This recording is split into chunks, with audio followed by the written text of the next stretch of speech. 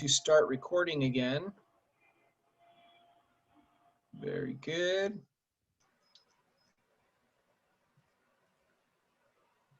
So we talked about the 4-stroke cycle last class. Do you guys remember that? Yep. Good. Yeah. All right, so I'm going to share a video to refresh your memory.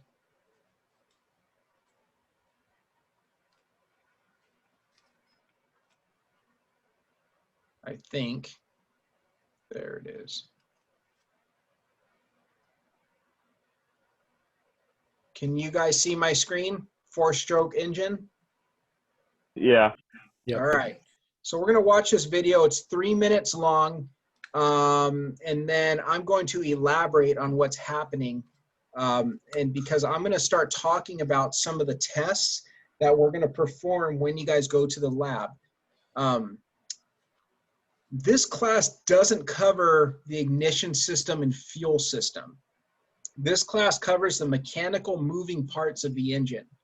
So when we talk, or when I talk about testing the mechanical moving parts of the engine, or when I talk about testing, those are the parts I'm talking about. We're not going to be diagnosing spark plugs and fuel injectors in this class. We're going to be identifying failed piston rings, failed pistons, failed valves, failed gaskets, things of that sort. So we're going to watch this video, and then each stroke has potential symptoms that certain diagnostic tests are used to identify. You guys with me? Yep. Yeah. Okay, so I'm going to go ahead and hit play, and let's watch the video. Here we go, 3 minutes.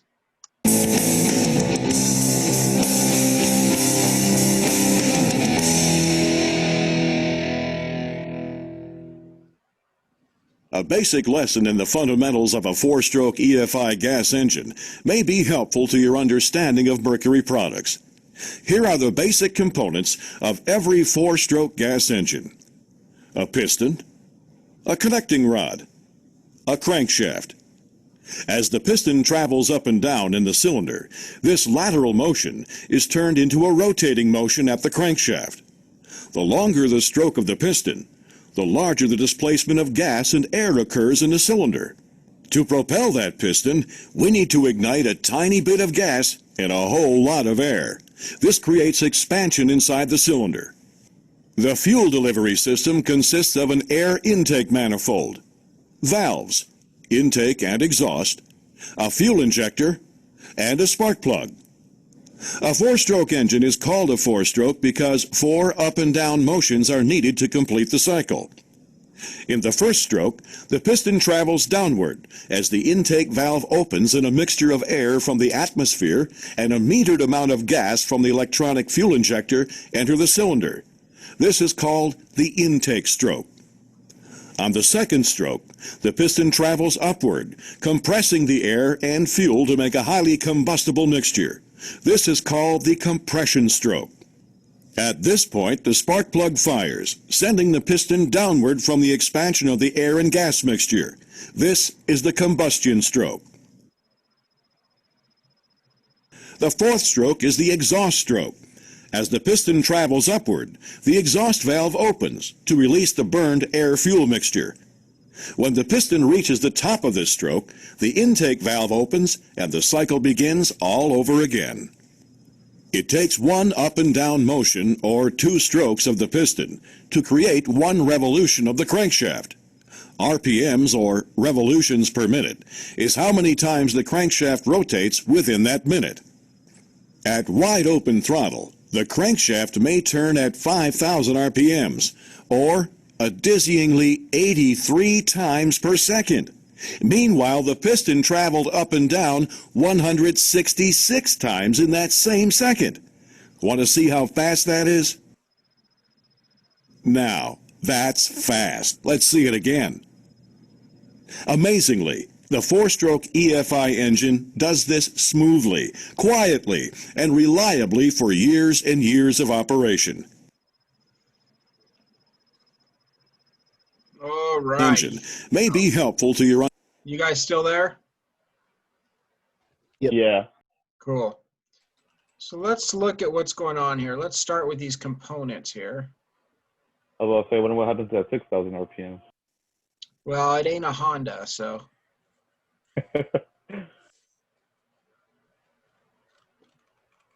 So let's look here. So we've got, let me play that. So when we're looking at this image, this part down here along the side of the pistons is referred to as the engine block, which contains the cylinder. The cylinder is the part where the piston reciprocates inside of. You guys see my cursor moving around? Yes. Yep. Good, good. All right. The space below the cylinder that's open is referred to as the crankcase, because what's inside of the crankcase, guys? Why do we call it a crankcase? Because the crankshaft is in the crankcase. Exactly, exactly. We got a crankshaft in there. That crankshaft rotates around and around. The connecting rod is what converts the linear reciprocating motion into a rotary motion at the crankshaft. So the connecting rod not only reciprocates, but it also rotates. All right, it's transferring the energy from a linear motion to a rotating motion. You guys follow that concept? Uh-huh. On top of the engine block here, we have this cylinder head. The cylinder head contains the fuel injector, the valves, the spark plug, and in this example, you got a camshaft and rocker arms, okay? These are the main components we're gonna be talking about in this class. So there's a few diagnostic tests that we're gonna be covering. So the names of the tests are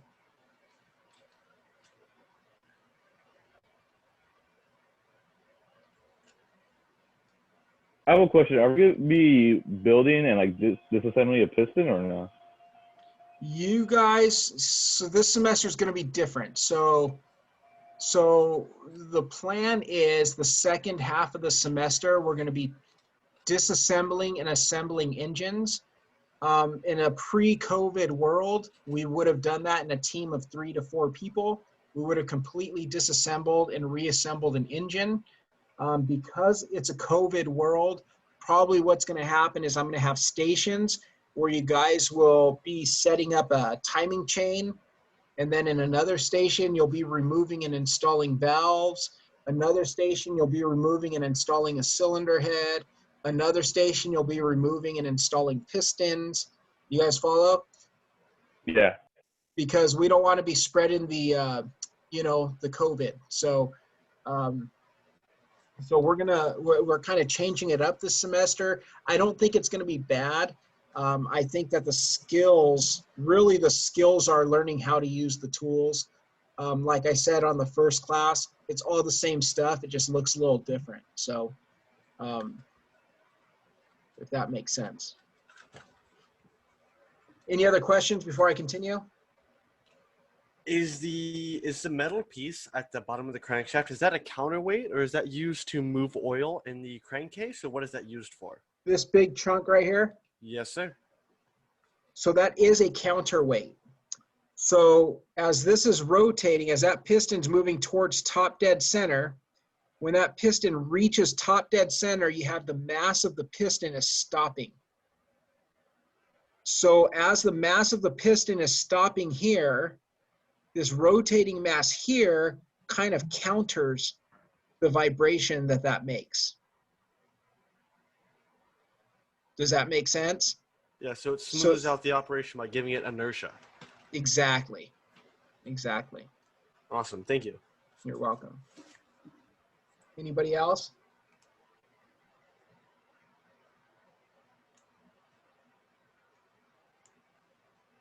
Okay, I'm just making some notes so I don't forget the next part here.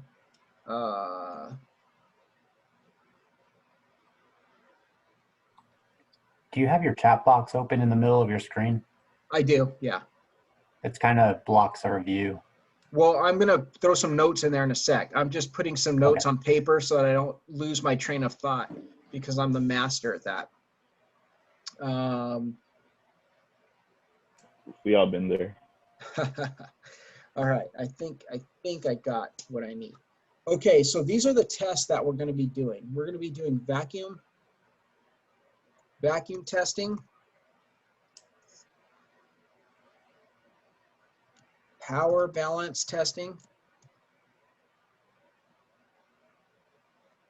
compression testing. Are you trying to show us? Because in our screen, like, we don't see it. Can you see the chat? No, Oh, it's just a okay. black striped. It thing blocks on it your out. screen, but we can see it on like the chat. Yeah. So on the chat, I'm just putting in the name of the test that I'm going to be mentioning for this next part of the lecture here. Okay.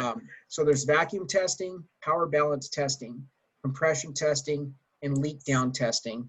We also have what we call a wet compression test. Okay,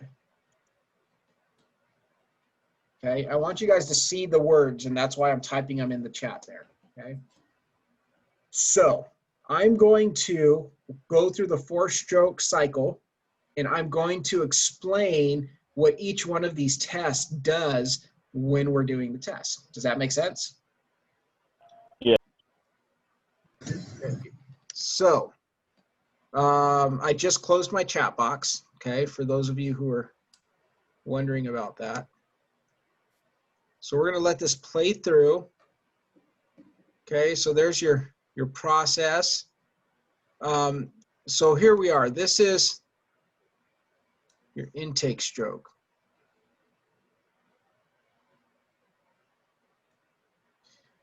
Let me get back a little more.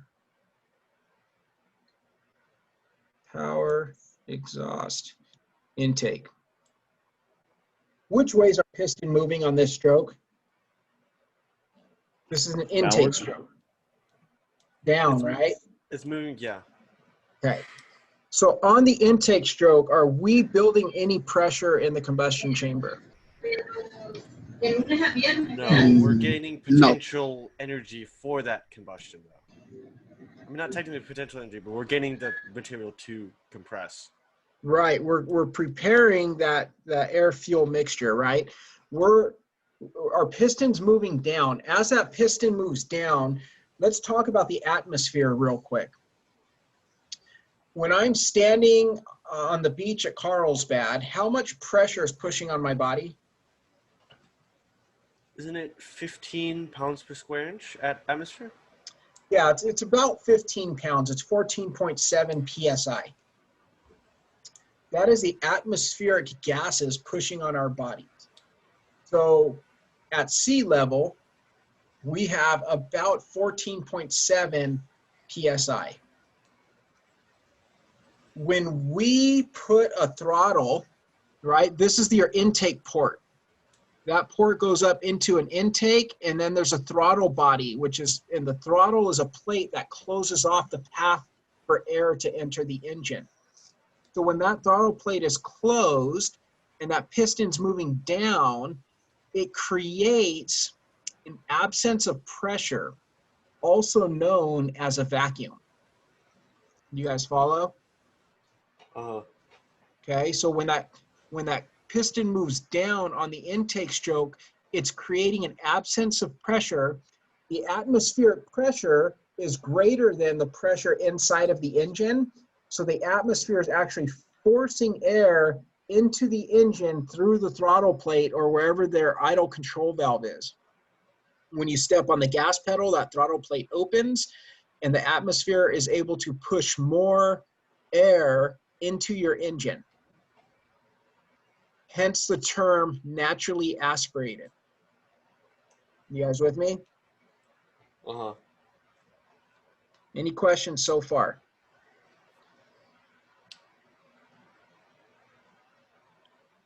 So as that piston moves down, it creates an absence of pressure. We measure the absence of pressure in inches of mercury. Okay, so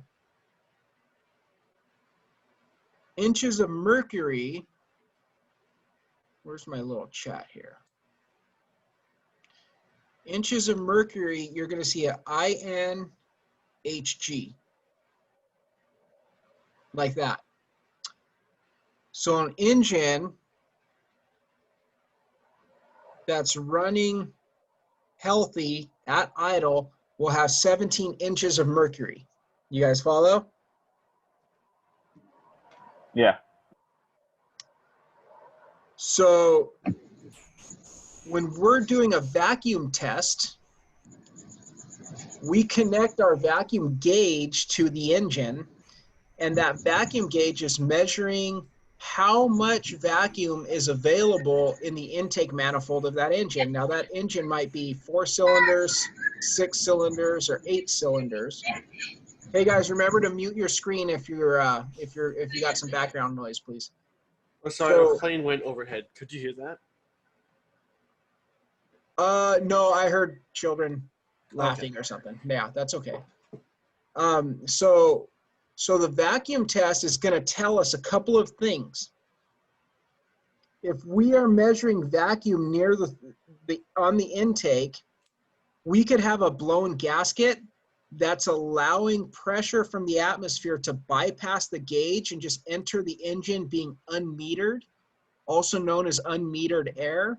That's going to give us a low vacuum reading. So instead of having 17 inches of mercury, we might see something like 12 or 13 inches of mercury. That would also cause the engine to run lean. What does lean mean? It means there's too much air and not enough fuel. Correct. So lean means too much air. Right? So a vacuum test is going to tell us if we have a vacuum leak somewhere on the engine. Okay? If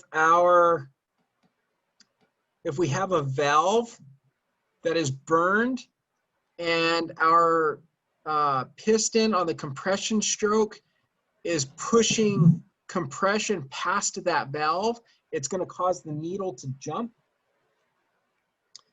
If the air fuel mixture is igniting before the intake valve is closed, it's going to cause the needle to jump. If the timing is incorrect, it's going to cause the needle to read high or low. So on the vacuum test, and we're going to talk more about vacuum testing, but initially the point of the vacuum test is to identify if there's any vacuum leaks, and it's going to tell us it's going to give us a direction to go and tell us if the fuel mixture is too rich or too lean based on our vacuum measurement. If the needle's jumping, that means we could have an issue with the valves. And if the needle is high or low, we could have ignition timing that is too advanced or too retarded, okay? So advanced means that the combustion or the spark is happening before top dead center. Retarded means after top dead center. So we're going to advance or retard the timing as necessary to measure our performance from the engine, okay? So the vacuum test is taking its initial measurement from the intake stroke. You guys with me? Okay. Yeah. One of the other things that could cause a low vacuum reading, and I'm going to share more material about this topic with you. I just want to kind of talk about it while this image is up. If we have low compression or piston rings that are not sealing properly, that could also cause low compression, a low vacuum reading when we're doing a vacuum test, okay? So we could have worn out rings, damaged valves, intake leak, improper fuel mixture, improper ignition timing. Any questions?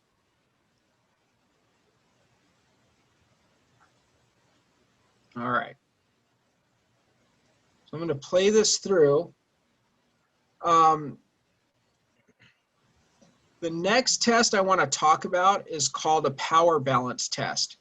So you see how this engine on the power stroke, it produces the energy to rotate that crankshaft around, right? So that fuel gets burned.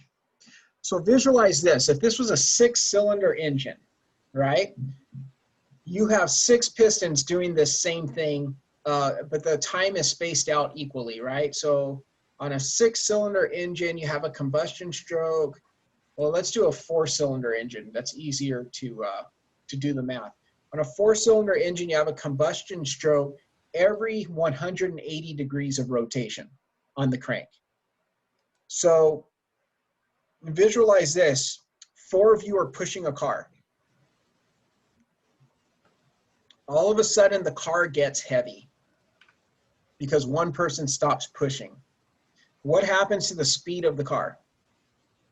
It slows. It slows down, right? And when that person starts pushing again, what happens to the car? The car Speeds up. It's going to speed up, correct. So a power balance test is exactly that. What we do is we measure the speed of the crankshaft in RPMs, and we disable, in today's world, we disable the fuel injector with our scan tool, or we disable the igniter, we disable the ignition coil with our scan tool. And when we just take away the spark, or if we take away the fuel, what happens to the combustion process in that engine? It doesn't happen. It doesn't happen, right? So what happens to the crankshaft when the combustion process doesn't happen on one of the cylinders? It doesn't move. It runs terrible. It loses Slows power. down. The crankshaft will slow down, right? We got to use the right language, okay? The crankshaft is going to slow down. So when I take fuel away from cylinder 2, the crankshaft should slow down, right? So let's say I have an engine and it's just running rough, right? And we are suspecting that there's a misfire. A misfire means that you're either missing fuel, air, or spark from that cylinder, so it's not contributing to the work being done. So when it's not contributing, the crankshaft is going to be rotating slower than it normally would. So when we do a power balance test and we remove the spark or we remove the fuel, we want to identify how much RPM drop is available. So on my scan tool, I'm looking at a screen and it might have injector kill. And it'll say cylinder 1, cylinder 2, cylinder 3. And on one of the corners of the scan tool, it'll show me up here on the corner, it'll say RPM. So when I click the button that says, boom, cylinder 1, it might drop from 750 to 500 RPMs. And then boom, I turn on injector 1 and it jumps back to 750, right? I wait a minute for things to steady out. And then I go to cylinder 2. And cylinder 2, I kill the injector, but the RPM stays at 750, right? Then I go to cylinder 3, RPM drops down to 500. Cylinder 6, RPM drops down to 500. Which one's the outlier? Which one's different? The second one. The second one, right? So if I take the fuel away from cylinder 2, but the RPM stays the same, what is that telling me about cylinder 2? It's dead. That cylinder, for whatever reason, cylinder 2's power stroke is not contributing to the crankshaft. Exactly, perfect language. Who was that? Henry, hi. Henry, good job, right? So the Thank you, cylinder is not contributing, right? So that's like that person who stopped pushing the car. That person was not contributing. So the car was just maintaining its speed. But when that person starts to contribute, you're going to see a change. And you'll also see a change when that person stops contributing. Same thing with pistons, right? I had a friend who's a business owner. He said, Omar, if I have a car with a 12-cylinder engine and one of the cylinders goes out, I hardly even notice. But if I have a 4-cylinder engine and one of the cylinders goes out, the engine shakes like hell. And he was telling me, because I had a business at the time where I had about 15 people working for me, and he was telling me to hire more people. So that was his way of explaining to me that the more people you have, the less you notice when they're non-performers. And anyways, that was a business lesson that I got back in the day. So when we're doing a power balance test, what we're doing is we're identifying which cylinder is contributing and which cylinder is not contributing. You guys follow? Yeah. Okay. Once we identify which cylinder is not contributing, okay, and I'm explaining these tests in the order we would normally do them, right? So I would do a vacuum test to identify the overall health of the engine. Doing a vacuum test is kind of like when the doctor checks your pulse and your blood pressure, right? So we do a vacuum test, we do a power balance test. Once we identify the cylinder that we suspect has a fault, we're going to go ahead and we're going to do a compression test, right? So on the compression test, he's talking about the fuel delivery system,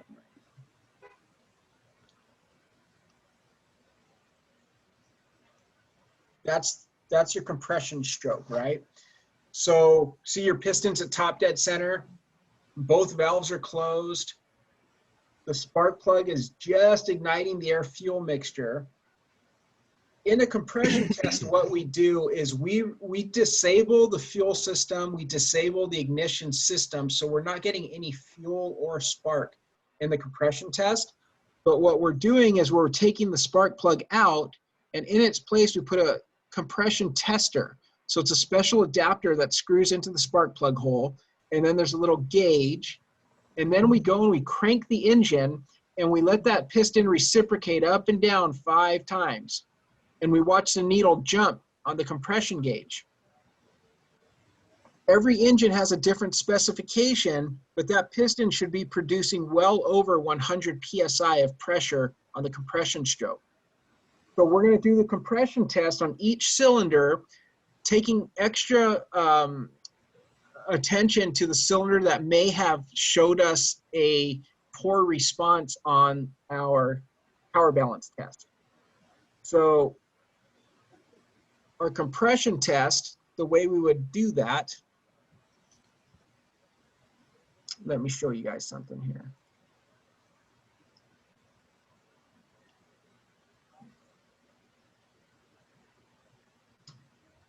You guys see my whiteboard? Yeah.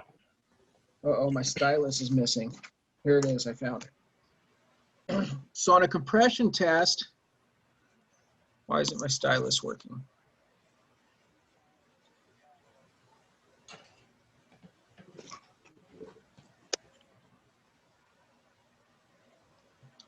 My stylus is not working.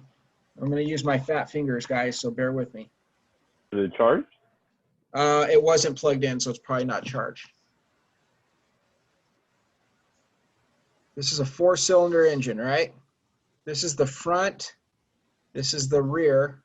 So this would be cylinder 1, 2, 3, 4. You guys follow? Yeah. Okay, so the F stands for front of the engine. That's the rear. Okay, so I'm going to, in my notes, I always do a lot of documentation. That's why I always got paid the most, okay?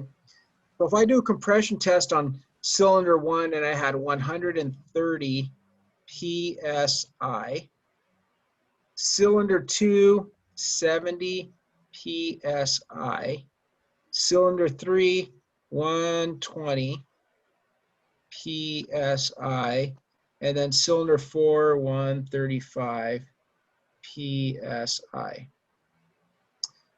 Where's our issue? Piston Cylinder 2. 2. Cylinder 2, right? Cylinder 2 is low. The general rule is you're allowed 10% from the highest number. So what's our highest number? Cylinder 4, 135. 135 minus 13.5 is 10%, right? So that's going to be 122 PSI is what's considered the lowest acceptable pressure for a compression test. In this example, does this make sense? Yeah. Okay. So cylinder 3, like I wouldn't even look at cylinder 3 because that's like so close to the limit that like the customer would never notice that. But that 70 PSI is definitely causing an imbalance in the engine. It's not contributing. It's probably producing extra emissions coming out of the tailpipe. And 70 PSI is just not an acceptable number. So when we use the 10% rule on our compression test, this is how we do it, okay? Any questions before I move on? No. Okay.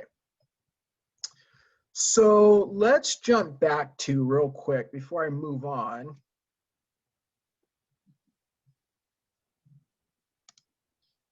This is our video, right? So when we have low compression, where could the air be going? Let's talk about that for a minute. Because we're measuring PSI, we're measuring the gas in the cylinder. Why don't you guys do this? Why don't in the chat you tell me where could the air be escaping to?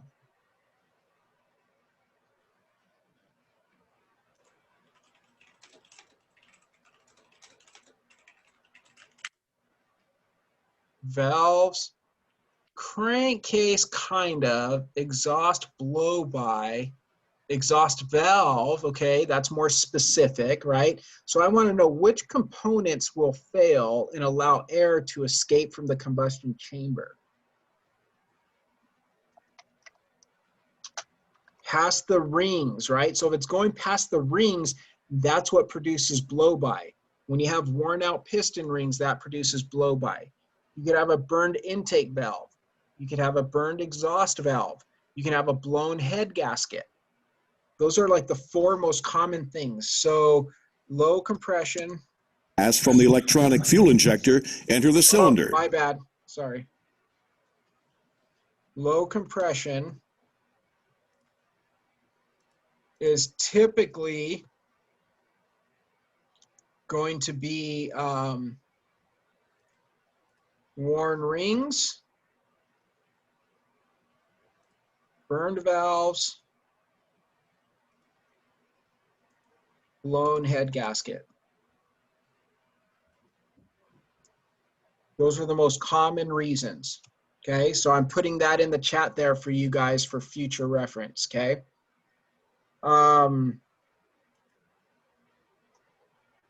Any questions before I move on? So you say you write documentation of everything. Like, do you have like when you used to work at a workshop at an auto shop? Do you have like a notebook with you to like write down everything, or what did you use? I had a clipboard, and back in the olden days, we had a paper work order that we wrote everything on. But even though I don't have, like today, they're not using paper work orders. I don't think most shops are using paper work orders. They're using electronic service repair systems. So I would always still have a clipboard with a notepad so that I can write down my test results. And if I'm writing my test results, I would be able to transfer those results to my electronic document when I'm done. Does that make sense? Yeah, that does sound like a smart idea to write down everything. Absolutely, because here's the thing. When you try to charge somebody for a compression test, they say, great, what were the test results? And you're like, oh, well, cylinder 2 was bad. Yeah, but what were the test results? Right? So guys, you're going to be like doctors, right? So when you go to the doctor's office, what's the first thing you do? You got to check in with the person at the counter, right? And then when the nurse calls your name, right? They call Omar Sevilla, come on back. And then what? They put you on a scale. If you're a kid, they're going to check your height. They're going to check your blood pressure. They're going to check your oxygen saturation. They're going to check your temperature. Before the doctor even sees you, they're doing these things, right? So when a car comes into the shop, every single car, and I mean, I don't know if any of you are working in shops right now, but I know that when I was doing it, 15 years ago, every single car, I pulled it in the shop, I was checking the parking brake, I was checking the lights, I was checking the wipers, I was checking all the fluid levels and all the tire pressures every single time, right? And if something was not correct, I made a note of it on the paperwork. And then that turned into, hey, we found your problem. This is what it's going to take it to fix it. While my technician was under the hood, he also found out that your thermostat housing is leaking and your belt needs to be replaced. We can do everything today for $800. Right? So now you're you're in the sales, right? So you make a $400 sale or an $800 sale. What's better? 800. The 800 is better for you, right? And for the customer, it's better because you actually found a problem that needs to be fixed. You're not just selling them some snake oil, right? So it's really important that you document everything, every single test result, every single issue that you see that is abnormal. You want to write that down, document it, and let your service advisors know. So these are the areas that cause low compression: worn piston rings, burned valves, blown head gaskets. Any questions on that? How do you burn a valve? So valves, we'll spend more time on that in the future, but just the quick and dirty is a valve will typically burn when it doesn't have enough time on the seat to transfer the heat from the valve into the cylinder head. So you see when this valve closes, can you see my cursor on the valve there, my arrow? Yes. So every time this valve opens and closes, right, this valve face closes on the valve seat, which is part of the cylinder head. So that valve closes for a period of time. In that short period of time, it transfers the heat from the valve face into the cylinder head, and then that heat transfers from the head into the block, into the coolant passage, and then that water in the coolant passage gets cycled through the radiator to keep the engine cool. You following this? Uh-huh. Okay. Makes sense. Okay, so two things could happen. One of the things that happens is either the valve over time, because the seat wears out, the valve gets tight and it gets left open. The valve stays open for too long. If it stays open for too long and it's not closed long enough, then the valve will not have enough time to transfer the heat and cool off, and it'll actually melt. Isn't that valve float? No. Oh, what is valve float then? Valve float is when you rev the engine so hard or so fast that the springs cannot keep up with the rotation speed of the engine. Because the spring is designed to close that valve. Okay, valve float is when the piston is coming back to top dead center before the spring has even had a chance to close the valve. That's valve float, which is different than a burn valve. See, a burn valve can also happen when a piece of carbon breaks off the piston, because when we burn gasoline, it leaves carbon deposits. A piece of carbon can get stuck between the valve seat and the valve face, and then all the heat's going to get concentrated in that area because the heat is trying to leave the valve and enter the cylinder head through that one little point of contact, and that will overheat the valve as well and cause a burn valve.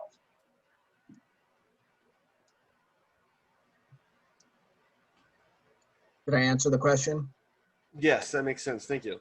You're welcome. Okay, so when we have a situation, so we have cylinder 2 has low pressure, right? We need to identify, is that low pressure coming from the rings, the valves, or the head gasket, right? Or Omar over here keeps getting kicked out. All right, so we need to identify where that pressure is going. So since we're doing a compression test, the next step would be to squirt a little bit of oil, maybe a teaspoon of oil, into the spark plug hole, and that oil is going to lubricate the entire cylinder with fresh oil, fresh engine oil. This is called a wet compression test. What happens is we squirt oil into the cylinder, we put our compression gauge back, and then we do the compression test again. Is the oil going to go up or is the oil going to go down? Which way is the gravity going to pull the oil? Down? It's going to pull it down, right? So when we crank that engine, oil's going to temporarily create a seal around the piston rings. And what we're going to see on our compression gauge is we're going to see higher compression for the period of the test that we just did. And it's only going to last for a short period of time. So on that cylinder 2,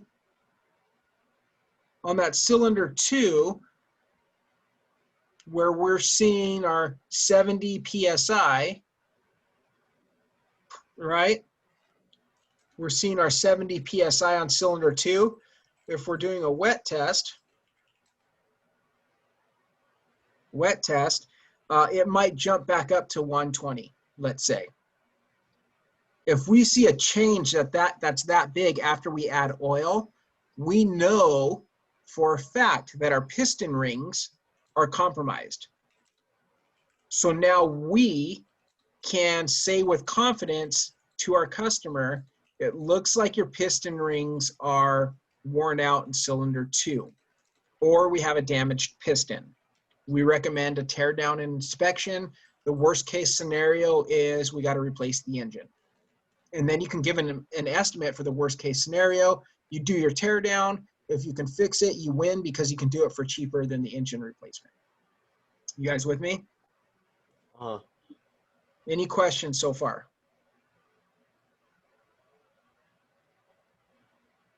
No. Okay. All right, so that's the wet test. So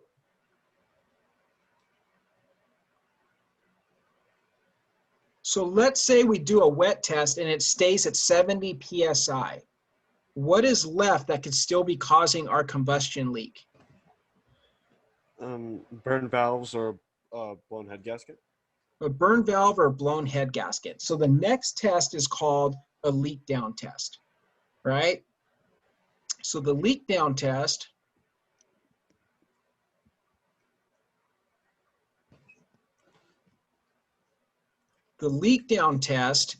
is a test where we actually place the engine. This is called the Do you remove the engine for the leak down test, or do you? No, do you I'm going to explain it right now. So right about there. This is top dead center on the compression stroke. You guys see that? Yep. So Yeah. what we need to do is we need to take a special tool called a TDC finder, and we need to find top dead center compression stroke on the cylinder that we're testing. So sometimes that's as simple as maybe putting a screwdriver in the spark plug hole and watching the screwdriver come all the way to the top as we rotate the engine by hand. Other times it might be using a special tool called that TDC finder that actually threads into the spark plug hole, and it has like a little gauge on it, kind of like a tire pressure gauge, but it actually makes contact with the piston and it has a pin that moves up. And when that pin stops moving, you've reached top dead center, okay? So once we find top dead center, we're gonna find top dead center. We gotta make sure it's the compression stroke. So what that means is the intake valve and the exhaust valve also must be closed, okay? When those are closed, we're gonna install an adapter in the spark plug hole, and we're gonna inject metered air into the combustion chamber. The leak down tester has 2 gauges on it. One gauge tells us how much air we're injecting into the cylinder. The other gauge tells us how much air is leaking from the cylinder in a percentage, okay? So I'm gonna show you guys some demonstration videos on these tests before Thursday, because I know some of you, I'm gonna try to have you guys do some of these tests on Thursday when you come in. Hopefully everybody's done with their requirements by then. So the leak down test, we're injecting air into the cylinder. We know our piston rings are good. So what we're trying to do is identify where's the air escaping from. Is it escaping from the intake port? Is it escaping from the exhaust port? or is it leaking from the head gasket down into the cooling jackets and radiator? Okay, so here's what's going to happen. You're going to hear air escaping from throttle body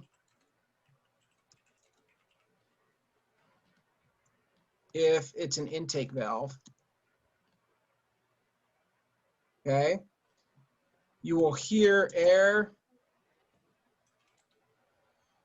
escaping from tailpipe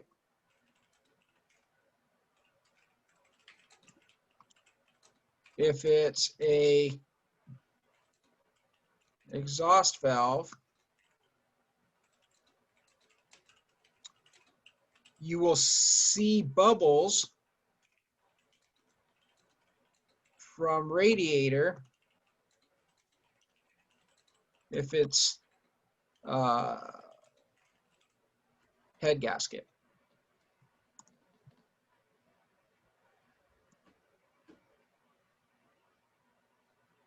Man, I wish I knew this information before my brother blew up my car's engine.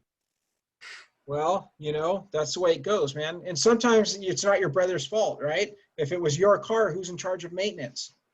No, it's a long story. I'm just playing. No, I understand that. I gave it to him, but he didn't take care of it well. Let's just say that. Yeah, and that's what happens. If you run it low on coolant, you can blow a head gasket. If you're, you know, if you're over revving it, you can definitely break a piece of carbon off and that could burn a valve, right? So No, like piece of the engine block blew up. You said it through a rod? Yeah, because like I opened the hood and like it's a 2000 Toyota Camry, and I look at the engine block and like there's literally a big asshole just like open right there. It's a Toyota? Yeah. An 02 Toyota Camry with the 4-cylinder? Yeah. Well, there's only one answer to that. He never did an oil change. Because that engine will go 400,000 miles. I have proof. So if you do an oil change, so what happens, so usually when a car throws a rod, it's the main reason is because an oil change wasn't done. The oil sludged up. It restricted the oiling system with sludge, and the parts seized up. When the parts seize up is when the components break. When the components break, they go everywhere. So yeah, that was most likely lack of maintenance. Toyota's I told him. I told him to like check on it, but I guess. Yeah, But, Toyotas typically don't fail because of driver error or because it's a bad product. Toyota is a great product. So yeah. All right, let's continue with the lesson. no, that's fine. So the testing, vacuum test, power balance test, compression test, wet compression test, leak down test. Those are the tests we're going to focus on here for the first part of the class. So I was hoping that seeing the components on the engine on this video would give you kind of an idea of what I was talking about, and I hope that was helpful. I'm going to, before next Thursday, post some videos of each one of these tests so that you can see how it's done, so that when you arrive to the lab, you're not flying blind. You kind of have an idea of what you're supposed to be doing with those tools and that station. You guys with me? Yeah. Okay. Very Kind of good. get anxiety looking at all these tests because I'm scared about what I'm gonna find when I do it on my car when it's fully put together. Well, you know, don't be scared. You just have to understand that everybody who's done this has made major mistakes. It's just part of the process, right? It's part of the learning process. When I first started out, I did a clutch on a twin turbo 300Z, a Nissan. And the car was fairly new when I did it. It was a 14-hour job. I was all done. I started the engine. I was letting the engine warm up. I was putting my tools away, polishing the wrenches. I look over on the workbench, and the dust shield that bolts to the engine block before you install the flywheel was sitting on the bench. You know what part I'm talking about, right? Yeah. Here's the funny part. I literally did that exact same thing, and Yeah. a lot of people told me though that on my particular car that you can get away with it. A lot of people run it without it. Well, so here's the thing, right? So was it your car? Yeah. Okay. So when a customer is paying thousands of dollars for you to do this kind of work, and then they take it to another shop in the future and they say, wow, this part's missing. Who did your clutch last? Guess whose name comes up? It's the last shop that worked on it, right? So the owner, I told the owner, I said, they'll never know. He goes, no, go turn the engine off, drop the exhaust, pull the transmission, pull the flywheel. We got to get this done. It took, we did it the second time. It went pretty quick. I was done at like 1:30 in the morning. But the owner of the shop taught me a lesson like, hey, that's the customer's paying top dollar for the best work, right? So, I mean, you could be a hack if you want, and yeah, you'll make a living, but it's going to be really hard because you're never going to have those loyal customers. Does that make sense? No, I hear you. But when you do it right every single time, the customers just come and they don't even ask how much. They just say, fix it, because they trust your work. Does that make sense? So that's something to just keep in mind, okay? That's why I don't trust like random auto shops. I go to like the main dealership auto shops. Yeah, and then someday you won't even need to take it anywhere. You just do it yourself, all right? Okay, so that was the engine testing. Now I have one more video I wanted to share with you guys.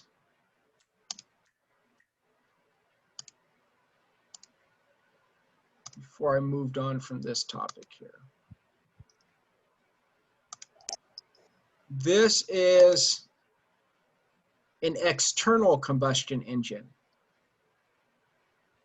Can you guys see my screen? Yes. Can you see the Stirling engine? Yeah. Okay, so here we go. I'm going to start the video. Things are super cool. I think.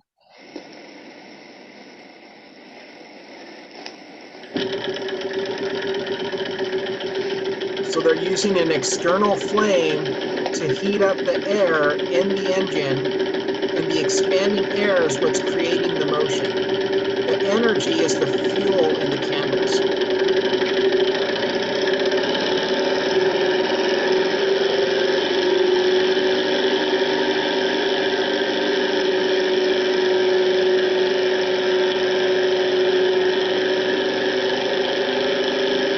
Hear it accelerating?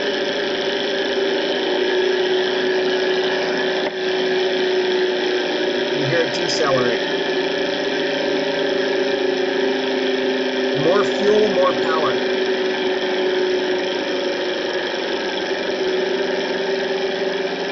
You got for like $100. Yeah, I think you can buy these kits and just build it yourself.